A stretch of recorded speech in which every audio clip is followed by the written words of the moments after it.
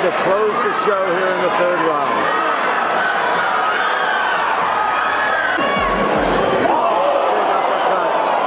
Another one. It's just a ringside position. Smith catching.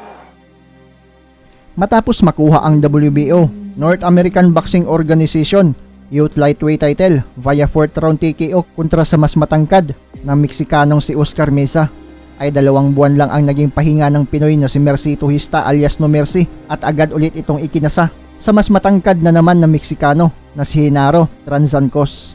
August 2010 ang naging laban na ginanap sa Arizona sa Amerika. 8 rounds non-title fight. Pero kahit mas matangkad itong kalaban, ay tinumba pa din ni Kabayan sa loob lang ng 7 rounds. Matapos ang laban, ay tila nakulangan pa sa suntok itong Meksikano. 6 na buwan lang ang lumipas, ay nagkaroon ulit ng laban ang dalawa. 8 rounds non-title fight pa din.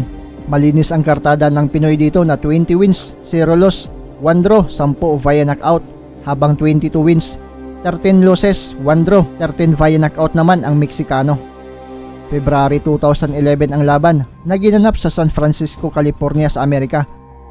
At sa mismong laban ay mas pinatunayan na ng Pinoy kung gaano siya kagaling at kalakas. Lamog ang inabot ng Meksikanong si Transancos. Ilang beses tinamaan ng mga solidong kamao ng Pinoy. Nalasing ito at tila pasuray-suray na lang ito habang pinipilit pang bumato ng mga suntok. At di na nakapagpigil pa ang doktor. Naawa na ito sa Meksikano at agad itinigil ang laban para maiwasan ang mas malala pang kapahamakan. Panalo ang Pinoy via 3rd round TKO. Sabay nating balikan ang naging laban ni Mercito Hista kontra Genaro Transancos.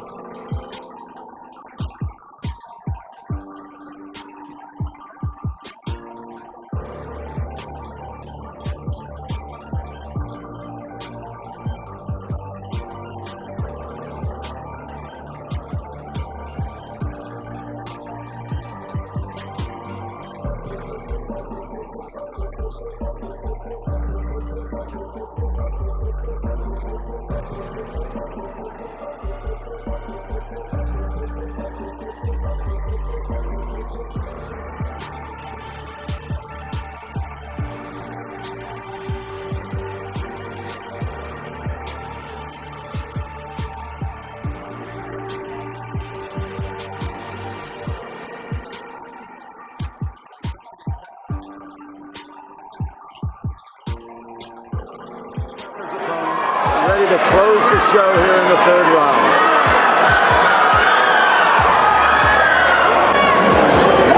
Big uppercut.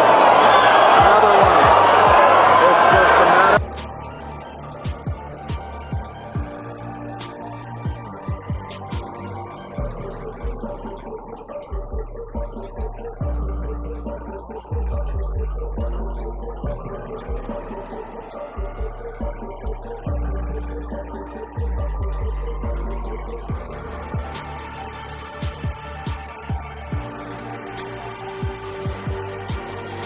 Ringside position, Smith Ketchum calls a halt.